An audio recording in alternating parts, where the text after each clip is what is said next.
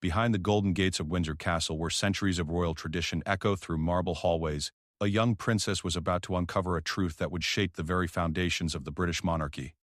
Princess Charlotte, at just 9 years old, possessed something far more dangerous than royal blood. She had her grandmother's keen eye for spotting lies, and her great-grandmother's fierce determination to protect what she loved. What started as an innocent game of hide-and-seek in the castle's forgotten corridors would lead Charlotte to a discovery that even the most experienced royal guards had missed. A secret so carefully buried that it had fooled everyone from palace staff to government officials.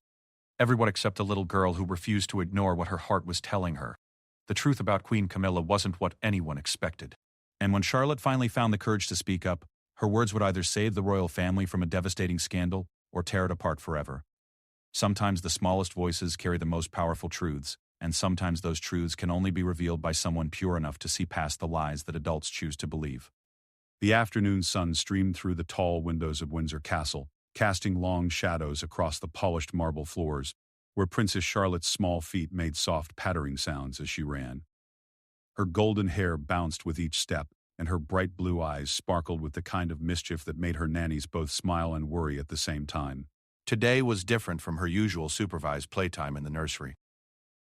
Today, her parents, Prince William and Catherine, were attending an important meeting with palace officials.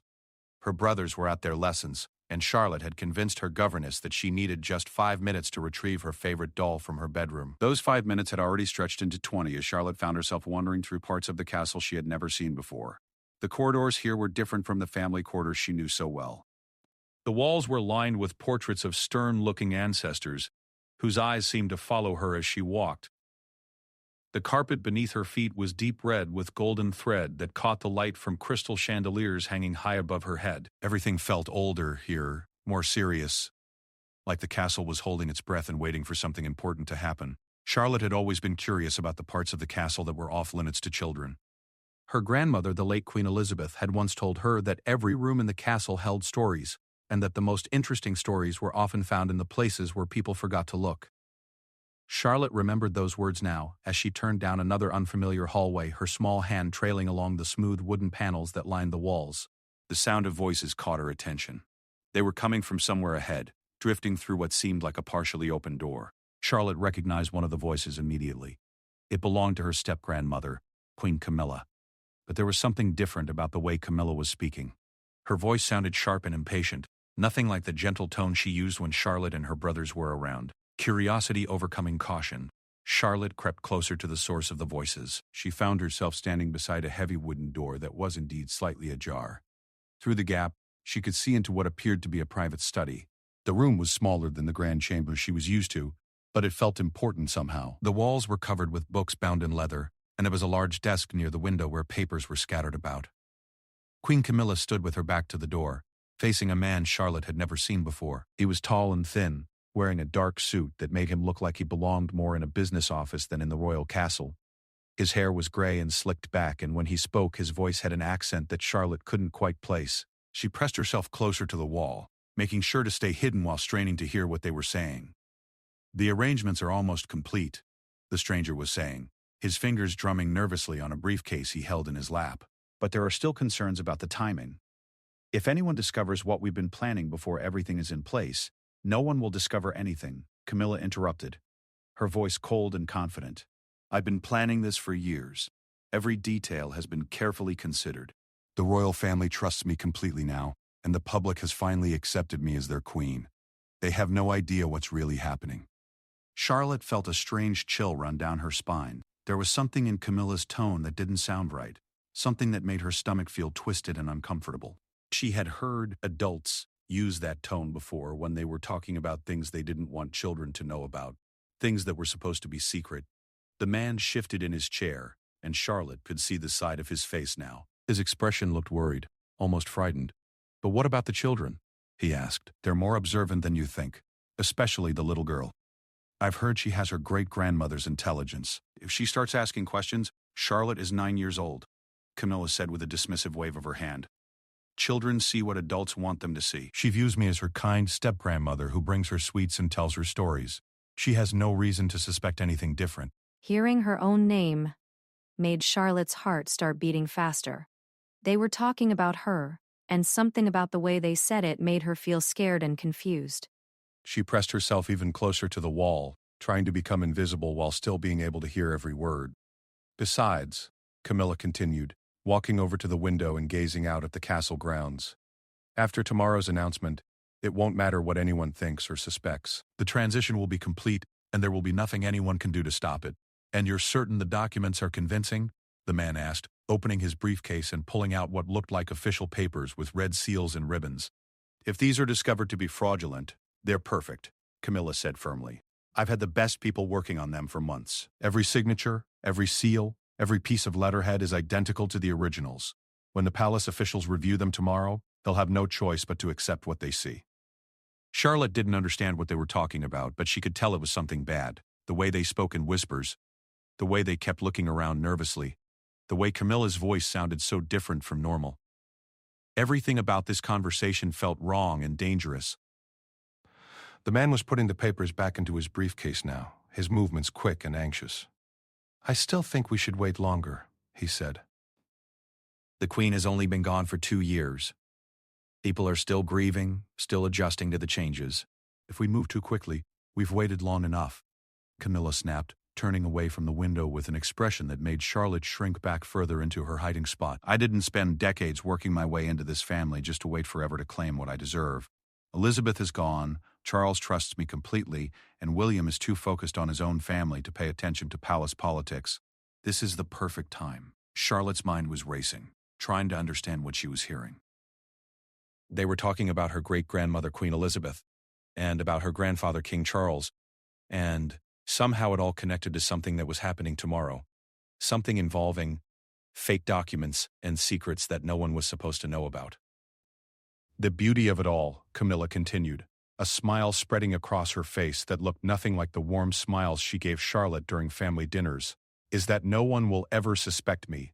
I'm the grieving widow who stepped into an impossible situation and did her best to honor Elizabeth's memory while supporting my husband. I'm the woman who overcame years of public criticism to finally be accepted as queen. Who would ever believe that I could orchestrate something like this? The man stood up from his chair, clutching his briefcase tightly. I hope you're right, he said quietly, because if this goes wrong, it won't just be your reputation at stake. There are other people involved now, people who trusted us to handle this carefully.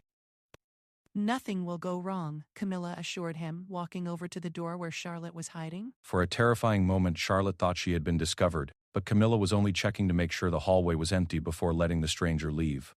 Charlotte held her breath, pressing herself as flat against the wall as possible. Her heart was pounding so loudly she was sure everyone in the castle could hear it. She watched as the man hurried past her hiding spot and disappeared down the corridor, his footsteps echoing off the stone walls until they faded completely away. For several minutes, Charlotte stayed frozen in place, afraid to move or breathe too loudly. She could hear Camilla moving around inside the study, the soft sounds of papers being shuffled and drawers being opened and closed. Finally, after what felt like hours but was probably only a few minutes, she heard the click of high heels on marble as Camilla left the study and walked away in the opposite direction from where Charlotte was hiding. Only when she was absolutely certain she was alone did Charlotte dare to move. Her legs felt shaky as she crept away from the study door, her mind spinning with everything she had heard. She didn't understand all of it, but she understood enough to know that something terrible was going to happen tomorrow, something that involved her family and fake documents and secrets that could hurt people she loved. As she made her way back through the castle corridors, Charlotte tried to make sense of what she had witnessed. Queen Camilla, who always seemed so kind and caring around the family, had been talking like a completely different person. She had been planning something for years, something that involved deceiving Charlotte's grandfather and the rest of the royal family. And tomorrow, whatever she was planning was going to happen. Charlotte knew she had to tell someone what she had heard, but who would believe her? She was just a 9-year-old girl, and Camilla was the Queen of England. Adults always seemed to think that children didn't understand important things, and Charlotte had learned that sometimes even when children told the truth, adults found ways to explain it away or convince themselves that the children must have misunderstood. But Charlotte also knew that her great-grandmother, Queen Elizabeth, had always taught the family that truth was the most important thing, even when it was difficult or scary to tell. Elizabeth had often said that protecting the people you love sometimes meant being brave enough to speak up, even when it felt impossible. As Charlotte finally found her way back to the familiar corridors near her family's quarters, she made a decision. She would tell her parents, what she had heard, even if they didn't believe her at first. She would find a way to make them understand that something was wrong, that the kind step-grandmother they all trusted was actually planning something that could hurt them all. She just hoped she wasn't too late to stop whatever was going to happen tomorrow.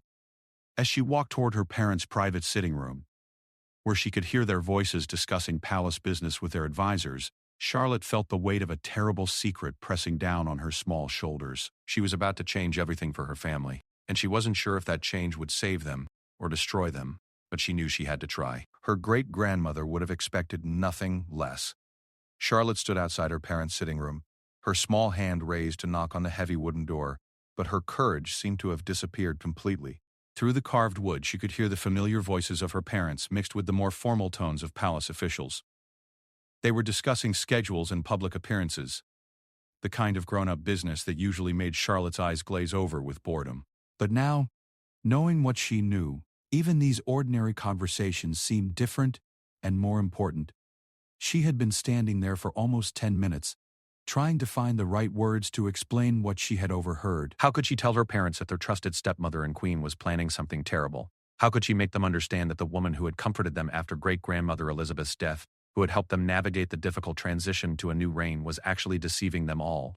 The door opened suddenly, startling Charlotte so much that she jumped backward. Sir Marcus Thornberry, one of her grandfather's most trusted advisors, stepped out of the room with a stack of papers under his arm.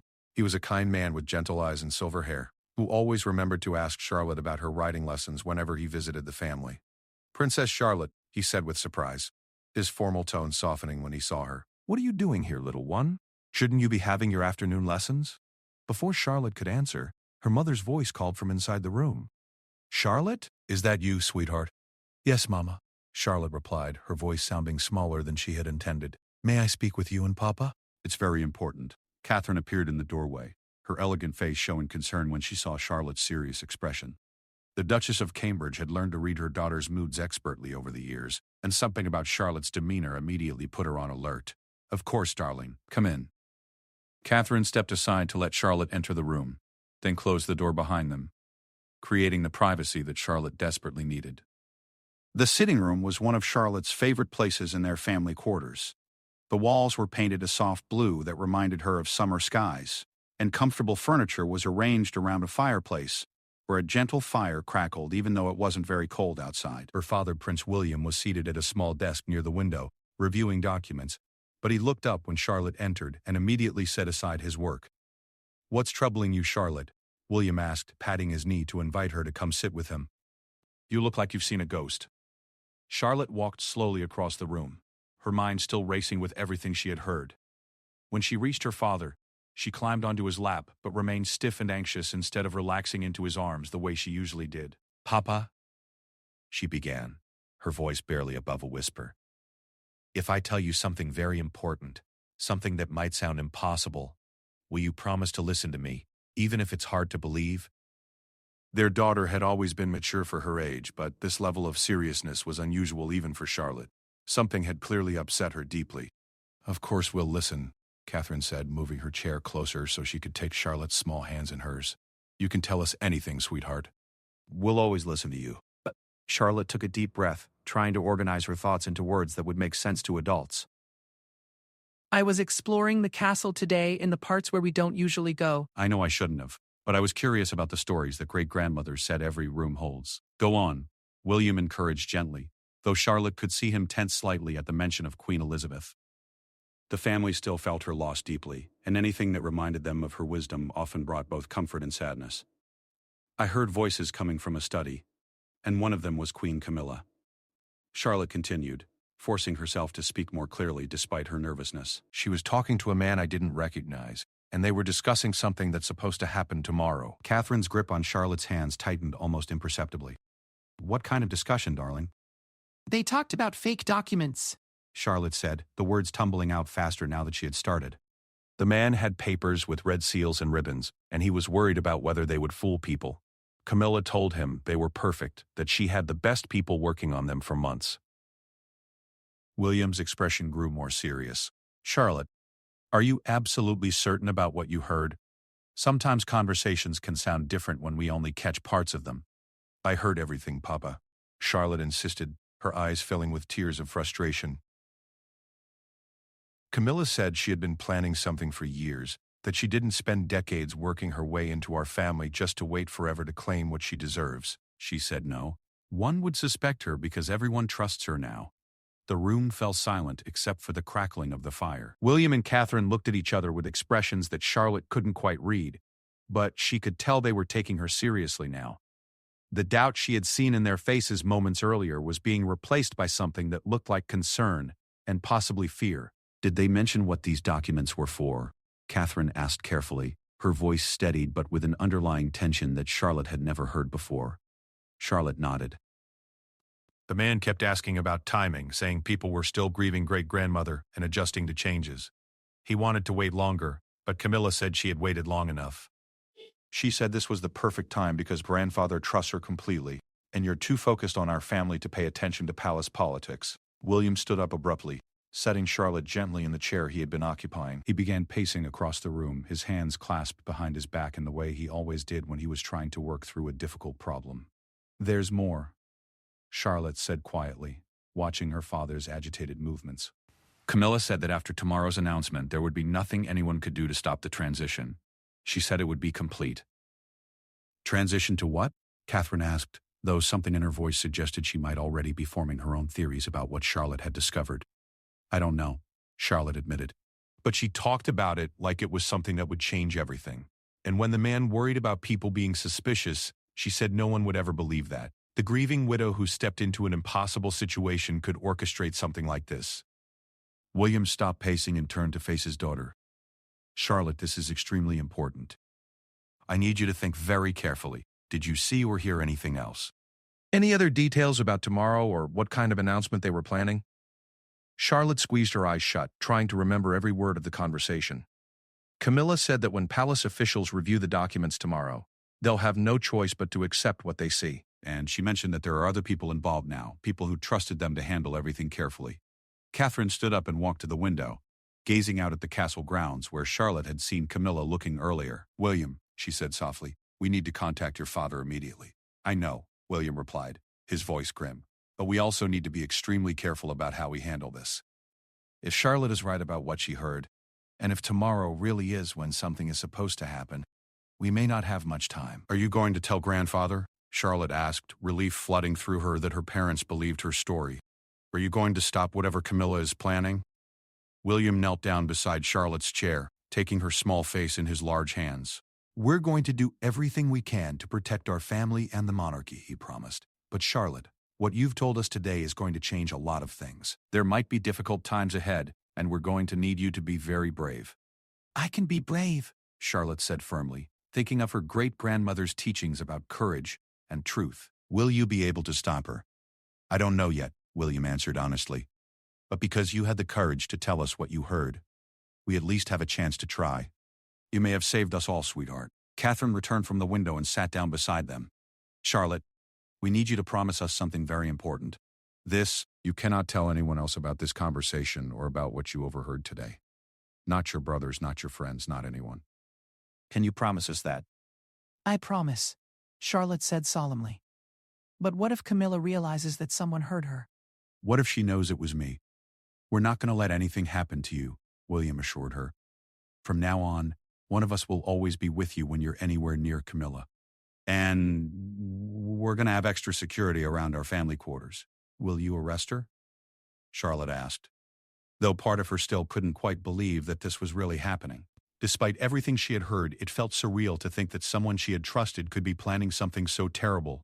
We have to be very careful about how we proceed, Catherine explained. Right now, we only have what you overheard, and we don't know exactly what she's planning or how many other people are involved. We need more information before we can take action. William was already moving toward his desk, pulling out his secure phone to make calls that Charlotte knew she wouldn't be allowed to hear. Catherine, I'm going to contact Father and Sir Marcus immediately. We need to convene an emergency meeting of the most trusted palace security advisors. What about tomorrow? Catherine asked. If there's supposed to be some kind of announcement or document review, we'll make sure we're prepared for whatever happens, William said grimly. And we'll make sure Camilla doesn't get the chance to complete whatever she's been planning. Charlotte watched her parents spring into action, making phone calls and sending urgent messages to people she didn't know. The gravity of what she had discovered was finally sinking in, and she realized that her afternoon exploration had uncovered something much bigger and more dangerous than she had initially understood. As evening shadows began to fall across the sitting room, Charlotte found herself wondering what tomorrow would bring. Would they be able to stop Camilla's plan? Would their family be safe? And what would happen to the monarchy if the Queen of England was really involved in some kind of deception that could change everything? She thought about her great-grandmother Elizabeth, who had always taught the family that doing the right thing was more important than doing the easy thing. Charlotte had done the right thing by telling her parents what she had heard, but now all of them would have to be brave enough to face whatever consequences came next. The little princess who had started the day playing hide-and-seek had accidentally uncovered a secret that could shake the very foundations of the British royal family. Tomorrow would reveal whether her courage in speaking up had come in time to save them all. The ancient clock tower of Windsor Castle had just struck midnight, when a secret meeting began in one of the castle's most secure rooms. Prince William sat at the head of a polished mahogany table, his face illuminated by the soft glow of encrypted laptops and secure communication devices. Around him gathered some of the most trusted figures in the royal hierarchy: Sir Marcus Thornbury, the king's principal private secretary; Dame Elizabeth Hartwell, head of royal protection; Commander James Blackwood, chief of palace security; and Catherine, who had insisted on being present despite the late hour. The room itself was a testament to royal secrecy, located 3 floors below the main castle structure, with walls thick enough to block any electronic surveillance. No windows broke the stone walls, and the only entrance was through a series of security doors that required multiple clearances to access. This was where the monarchy's most sensitive crisis management had taken place for generations. "Before we begin," William said, his voice carrying the weight of his position despite his exhaustion, "I want to emphasize that nothing discussed in this room can leave these walls until we have a complete understanding of what we're facing." Sir Marcus adjusted his wire-rimmed glasses and opened a leather folder filled with notes he had been compiling since William's urgent phone call hours earlier. Your Royal Highness, I've spent the evening conducting preliminary inquiries based on Princess Charlotte's information. What we've discovered is deeply troubling. Dame Elizabeth leaned forward, her silver hair pulled back severely and her expression grim. Security has been reviewing surveillance footage from the castle corridors for the past 6 months. We've identified at least 12 instances of Queen Camilla meeting with individuals who are not part of the regular palace staff or approved visitor lists. Do we know who these people are? Catherine asked, taking notes on a secure tablet that would automatically encrypt and store anything she recorded. Commander Blackwood consulted his own tablet before responding. We've managed to identify 3 of them so far. One is a document specialist who has previously worked for certain organizations that specialize in creating high-quality forgeries for intelligence agencies. Another is a financial advisor who has connections to several offshore banking institutions. The third appears to be a legal expert in constitutional law, specifically regarding succession and inheritance within monarchies. William felt his stomach clench as the implications became clear. This suggests something far more comprehensive than we initially feared. There's more, Sir Marcus continued, his voice growing even more serious. I've been discreetly reviewing the Queen's recent activities and communications. Over the past 3 months, she has requested access to several historical documents from the royal archives, including original succession documents dating back to King George V, legal precedents regarding regency powers, and detailed financial records of the Crown estate. What possible legitimate reason could she have for accessing those materials?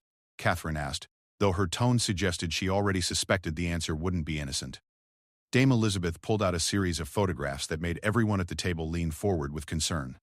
These are surveillance images from yesterday's meeting that Princess Charlotte witnessed. We've enhanced them to show the documents that were being discussed.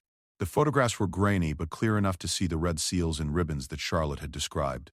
More importantly, they showed the distinctive format and layout of official royal documents, complete with what appeared to be authentic letterheads and signatures. Our document analysis experts have examined these images, Commander Blackwood explained. While we can't determine definitively without seeing the actual papers, the format suggests these are designed to mimic succession documents, or possibly regency appointments.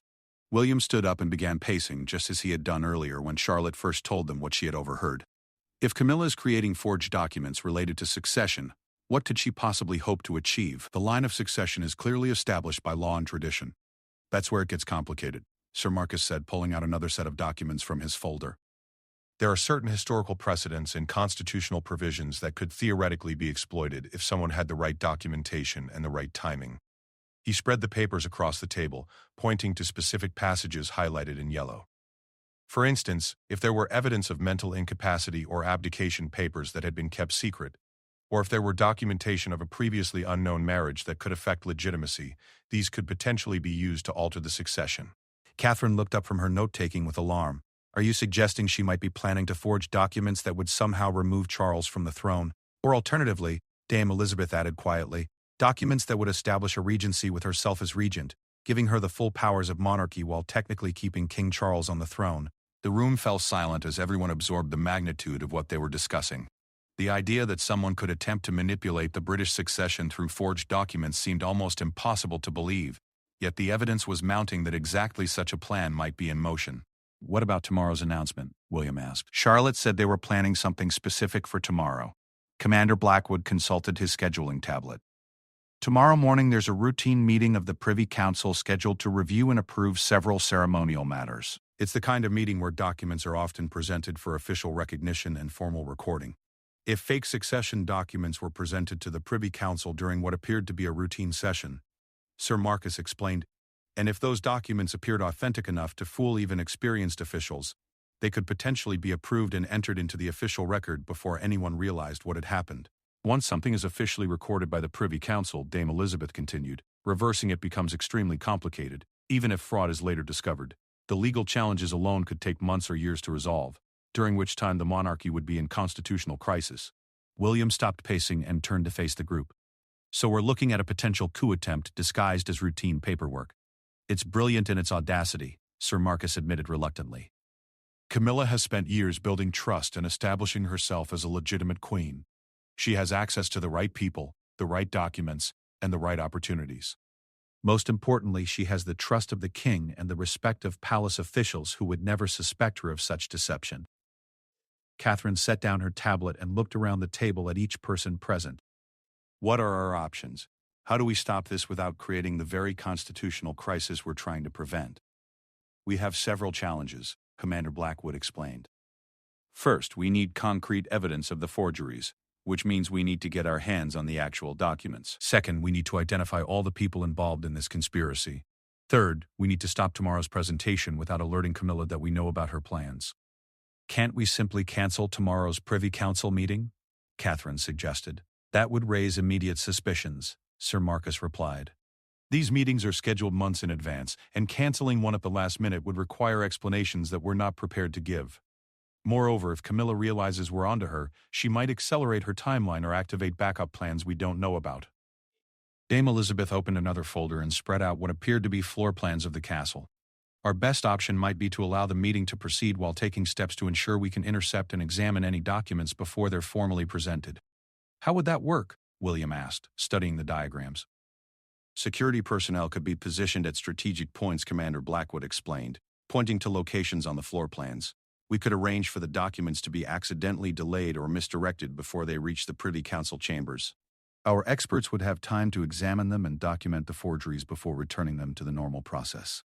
And if they are genuine? Catherine asked. What if we're wrong about all of this? The question hung heavy in the air. Everyone in the room understood the implications of accusing the Queen of England of treason based on the overheard conversation of a 9-year-old child, even one as observant and intelligent as Princess Charlotte. That's a risk we have to take, William said finally. The alternative is to allow what could be a successful coup to proceed unchallenged. If we're wrong, we'll face consequences for our suspicions. If we're right and do nothing, we could lose the monarchy entirely. Sir Marcus closed his folder and looked directly at William. There's another consideration. Your Royal Highness, if these allegations prove true, the scandal will be enormous. The public revelation that the Queen attempted to manipulate the succession through forged documents would shake public confidence in the monarchy more severely than almost anything in our history. Which is exactly why we need to handle this with absolute discretion until we have irrefutable proof, William replied. The British people deserve to know the truth, but they also deserve to have that truth presented in a way that preserves their faith in the institution itself. Dame Elizabeth gathered up the surveillance photographs and floor plans. We have approximately 7 hours before the Privy Council meeting begins. I suggest we finalize our intervention plan and position our people tonight. What about King Charles? Catherine asked. When do we inform him of what we suspect? William considered the question carefully. Not until we have proof. If we're wrong, It would be devastating for him to learn that he had suspected his wife of treason based on incomplete information. If we're right, he'll need to be told in a way that gives him time to process the betrayal before any public action is required. As the meeting concluded, and the participants began preparing for what could be one of the most significant days in recent royal history, each person carried the weight of their responsibility. They were not just protecting a family or even a monarchy, but the very foundations of British constitutional government. In a few hours they would discover whether Princess Charlotte's courage in speaking up had come in time to prevent a crisis that could have changed the course of history. The little girl who had stumbled upon a conversation she wasn't supposed to hear had set in motion events that would either save the royal family or expose them to their greatest challenge in generations. The investigation was complete. Tomorrow would bring the confrontation. The Privy Council chamber at Windsor Castle had witnessed centuries of momentous decisions that shaped the British Empire and beyond.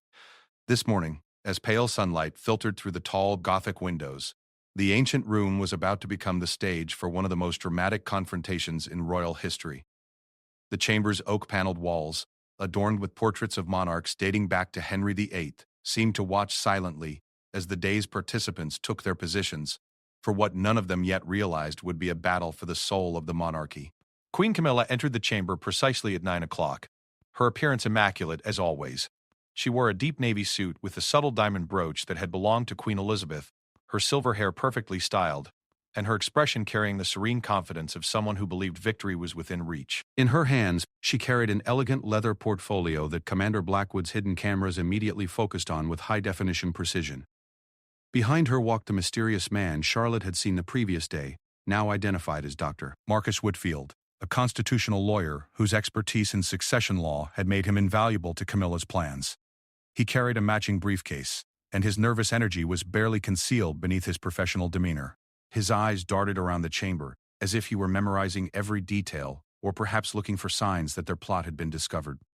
The other members of the Privy Council were already seated around the massive oval table that dominated the center of the room. These were distinguished gentlemen and ladies who had served the crown for decades, their combined experience representing hundreds of years of loyal service to the monarchy. None of them had any idea that they were about to become unwitting participants in an attempted constitutional coup. Lord Chancellor Pembroke, a dignified man in his 70s, whose family had served the royal house for 3 generations, called the meeting to order with the traditional formalities that had been observed for centuries. The chamber fell silent, except for the scratching of pens on paper as the official secretary prepared to record every word spoken during the proceedings. "Your Majesty," Lord Pembroke said, addressing Camilla with the respect due to her position, "I understand you have some documents requiring official review and certification today." "Indeed," Camilla replied, her voice carrying exactly the right tone of routine formality mixed with underlying importance. "These are some recently discovered historical documents that require proper authentication and official recording. They relate to certain constitutional provisions that have bearing on current royal arrangements." 3 floors below, in the secure command center that had been hastily established during the night, Prince William watched the proceedings through multiple hidden camera feeds, while a team of experts monitored every sound and movement in the chamber above. Dame Elizabeth stood beside him, her finger hovering over a communication device that would signal security personnel positioned throughout the castle.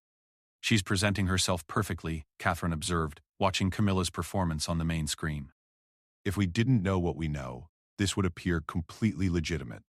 Sir Marcus was coordinating with document experts who were standing by to examine whatever papers Camilla was about to present. "Remember," he said into his headset, "we need clear evidence of forgery before we can intervene. Suspicion alone isn't enough to stop a sitting queen." In the Privy Council chamber, Camilla was opening her portfolio with deliberate ceremony.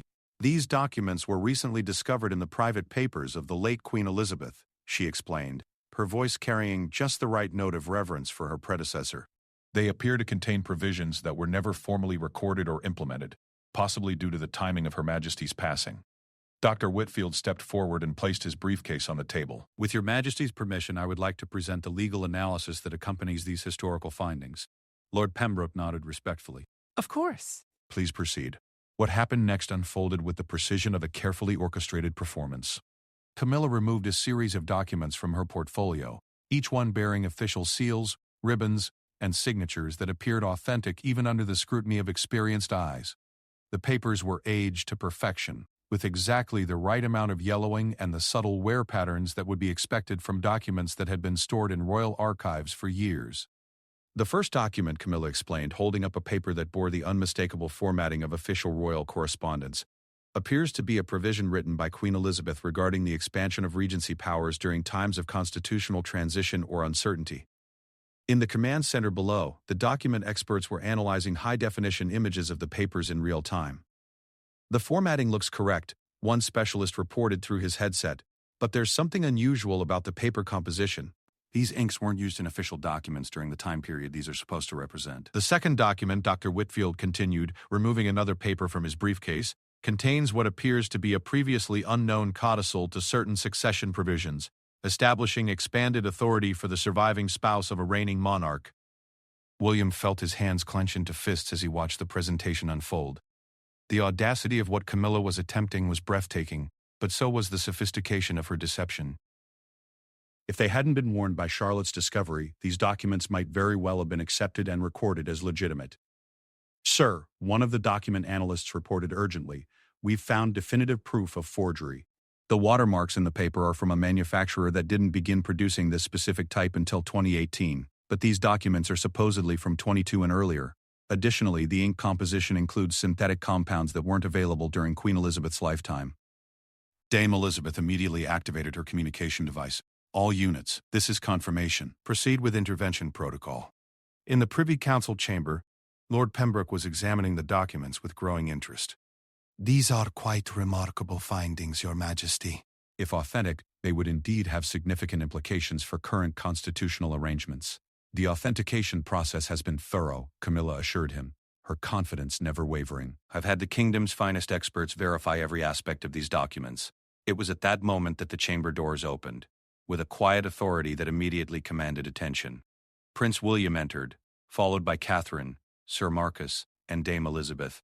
The change in atmosphere was immediate and electric. Camilla's composed expression flickered for just an instant before she regained control, but that moment of uncertainty was captured by every camera in the room.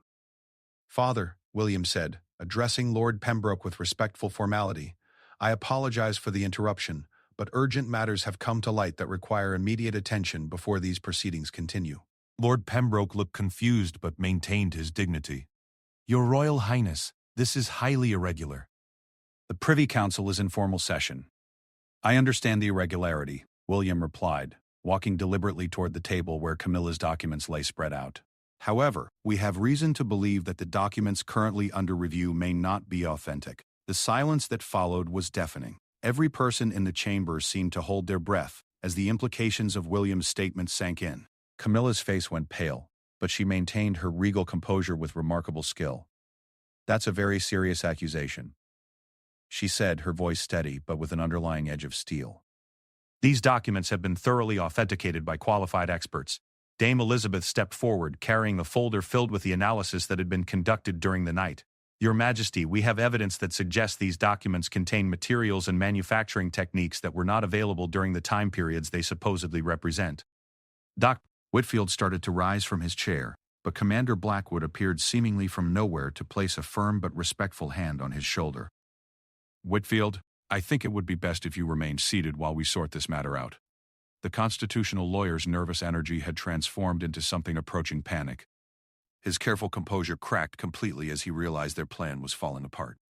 "This is outrageous," he protested. "We have done nothing wrong. These are legitimate historical discoveries." William moved closer to the table, his eyes never leaving Camilla's face. "Stepmother," he said quietly, using the family term that highlighted the personal betrayal underlying the political crisis. "We know about the meetings, the specialists you consulted, and the plans you've been developing for months. We know about yesterday's conversation and tomorrow's intended outcome." For the first time since entering the chamber, Camilla's mask slipped completely.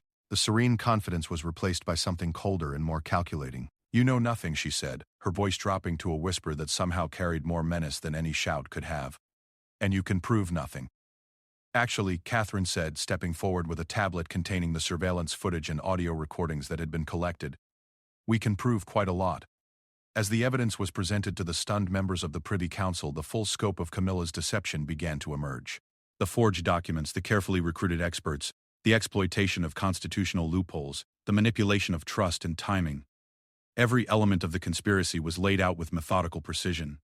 The plan was elegant, Sir Marcus explained to the assembled group, his voice heavy with disappointment. By presenting these forged documents during a routine Privy Council meeting, they would have been officially recorded before anyone had time to properly examine them. Once entered into the official record, challenging their authenticity would have created exactly the kind of constitutional crisis that could destabilize the monarchy. Lord Pembroke, his face grave with the weight of what he was hearing, turned to address Camilla directly. Your Majesty, these are charges of the utmost seriousness. How do you respond to these allegations? Camilla stood slowly, her royal bearing intact despite the collapse of her plans. I respond, she said with icy dignity, that you are all making a terrible mistake. But I also realize that the damage to my reputation and to the monarchy has already been done, regardless of the truth. The truth, William said firmly, is that my 9-year-old daughter overheard your conversation yesterday and had the courage to tell us what she witnessed. The truth is that we spent the night investigating your activities and found evidence of a conspiracy that could have destroyed everything our family has worked to protect. The mention of Charlotte brought a flash of something that might have been regret across Camilla's face. The child, she said softly. I underestimated her intelligence and her loyalty to her family. Yes, Catherine said, her voice carrying both pride and sadness. You did. As security personnel moved to secure the forged documents and escort Dr. Whitfield from the chamber, Camilla maintained her dignity even in defeat. She had gambled everything on a plan that could have made her the most powerful woman in Britain, and she had lost because she failed to account for the observant eyes and brave heart of a little girl who loved her family more than she feared the consequences of telling difficult truths. The confrontation was over, but the crisis was just beginning. The revelation that the Queen of England had attempted to manipulate the succession through forged documents would send shockwaves through the government, the media, and the British people. The monarchy would survive, but it would be forever changed by the events of this morning. In saving her family from Camilla's deception, Princess Charlotte had unknowingly triggered a scandal that would reshape the royal house for generations to come. 6 months after the dramatic confrontation in the Privy Council chamber, Windsor Castle had settled into a new rhythm that reflected both healing and permanent change. The ancient walls that had witnessed centuries of royal drama now held different secrets, different conversations, and most importantly, different levels of trust than had existed before Princess Charlotte's discovery changed everything. In the private family quarters that had become a sanctuary during the most difficult weeks of the crisis, Charlotte sat in her favorite reading chair by the window, a thick book about British history open on her lap. But instead of reading, she was watching her parents and grandfather King Charles as they discussed the final details of what the media had carefully termed the constitutional clarification process. The euphemistic language couldn't disguise the magnitude of what had taken place, but it helped the monarchy navigate the crisis with dignity and tact. King Charles looked older than he had 6 months earlier, the strain of discovering his wife's betrayal having added new lines to his face and a certain heaviness to his movements. But there was also something lighter about him now, as if the removal of deception from his life had allowed him to breathe more freely. He had handled the revelation and its aftermath with the steady grace that the British people expected from their monarch, even as his personal world crumbled around him. The final legal proceedings concluded yesterday, he was telling William and Catherine, his voice carrying both relief and residual sadness. Dr. Whitfield has been sentenced to 7 years in prison for conspiracy and document fraud. The other conspirators received sentences ranging from 3 to 5 years. And Camilla? Catherine asked gently, though everyone in the room knew the answer. The decision was made to handle her case privately, Charles replied, his voice carefully neutral. Prosecution would have meant a public trial that could have damaged the monarchy beyond repair. Instead, she has agreed to permanent exile and the complete renunciation of all royal titles and privileges. Charlotte looked up from her book, her young face serious with understanding that seemed far beyond her 9 years. Where will she go, grandfather? She has family in Australia, Charles answered, his tone softening when he spoke to his granddaughter. She will live quietly there, away from public attention. It's the best solution for everyone involved. The past 6 months had been a careful balancing act between justice and discretion. The palace had worked with government officials to ensure that the conspiracy was thoroughly investigated and punished while minimizing the public scandal that could have shaken confidence in the entire constitutional system. The official story spoke of irregularities discovered in document authentication procedures and the preventive measures taken to ensure governmental integrity. Only a small circle of trusted individuals knew the complete truth about how close the monarchy had come to constitutional crisis. Sir Marcus entered the sitting room carrying a leather portfolio that had become familiar over the months of legal proceedings and official investigations. His role had evolved from royal advisor to crisis manager to the architect of the monarchy's recovery strategy. "Your Majesty," he said, addressing King Charles with the respectful formality that remained unchanged despite the personal nature of recent events.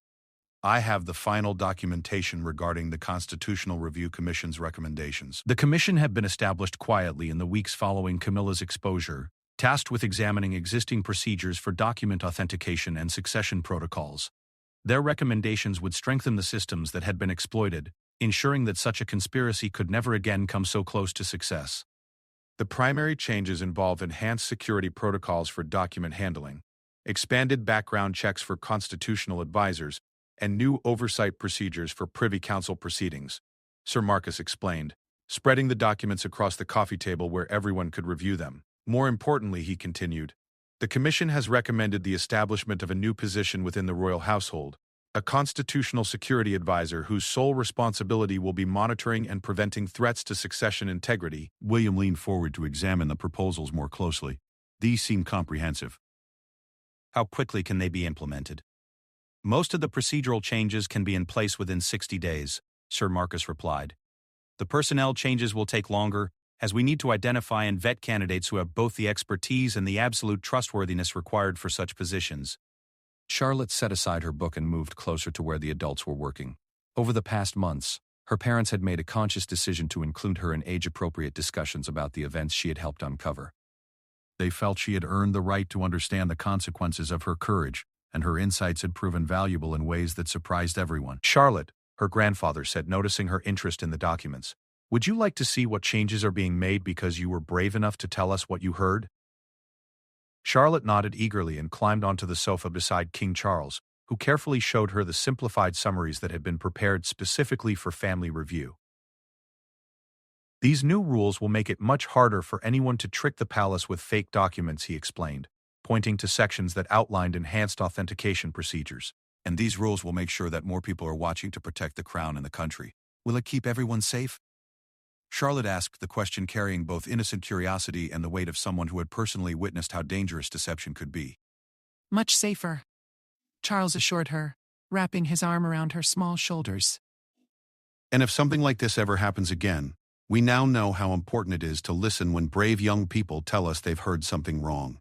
Dame Elizabeth arrived with the afternoon security briefing, another new routine that had been established in the aftermath of the crisis. The expansion of security protocols had been one of the most immediate changes, reflecting the reality that threats to the monarchy could come from within as well as from external sources. "The enhanced background screening of all palace personnel has been completed," she reported. Additionally, the new communication monitoring systems are now operational, providing early warning capabilities for any future conspiracies or threats. Catherine looked up from the constitutional documents she had been reviewing. "What about public reaction to these changes? How much do people understand about what happened?" "The public has been remarkably understanding," Dame Elizabeth replied. "The official explanation of strengthening constitutional safeguards has been accepted without significant skepticism. There's been some media speculation, but nothing that approaches the truth of what was actually prevented." Sir Marcus gathered up the documents as the briefing concluded. "The most important outcome may be the demonstration that our constitutional system is resilient and self-correcting. When threatened, the monarchy responded quickly and effectively to protect both the institution and the people it serves." As evening approached and the various advisors departed, the family was left alone for the first time that day. These moments had become precious during the months of crisis management, providing opportunities for healing and rebuilding trust that had been strained by events none of them could have imagined. "Charlotte," William said, settling into the chair beside his daughter, "do you understand how important what you did was for our family and our country?" Charlotte considered the question seriously before answering. "I think I stopped something very bad from happening, but I also think I helped grandfather learn that someone he trusted was lying to him." The simple clarity of her assessment made all the adults smile, despite the serious nature of the topic. Charles reached over to take his granddaughter's hand. "You did exactly what your great-grandmother, Queen Elizabeth, would have wanted you to do," he told her. "You chose truth over comfort, courage over silence, and family over fear. Those are the values that make the monarchy worthy of the people's trust." As night fell over Windsor Castle, Princess Charlotte fell asleep in her favorite chair, surrounded by the family she had protected through her bravery. The events of the past months had tested everyone's strength and faith, but they had also revealed the fundamental resilience of an institution that could adapt and survive even the most profound betrayals. The constitutional reforms that would be implemented in the coming months would make the monarchy stronger and more secure. The enhanced security protocols would prevent future conspiracies. The expanded oversight procedures would ensure accountability and transparency. But perhaps most importantly, the crisis had demonstrated that sometimes the most essential protections come not from elaborate systems or complex procedures, but from the simple courage of someone who refuses to stay silent when they witness something wrong.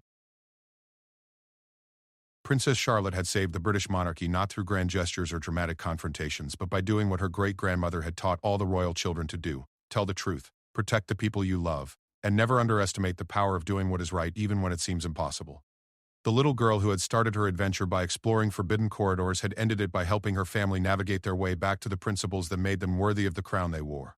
In protecting her grandfather from deception, she had also protected a nation from constitutional crisis and preserved an institution that had served the British people for over 1,000 years. The royal secret that changed everything had been exposed not by investigators or security experts, but by a 9-year-old princess who understood that some truths are too important to keep hidden, no matter how frightening they might be to reveal. As Charlotte slept peacefully in her chair, surrounded by the family she had saved, the ancient castle settled into the quiet rhythms of night, its walls now protecting secrets of courage and love rather than conspiracy and betrayal. The monarchy would continue, stronger and wiser than before, because a brave young princess had refused to let fear silence her voice when it mattered most.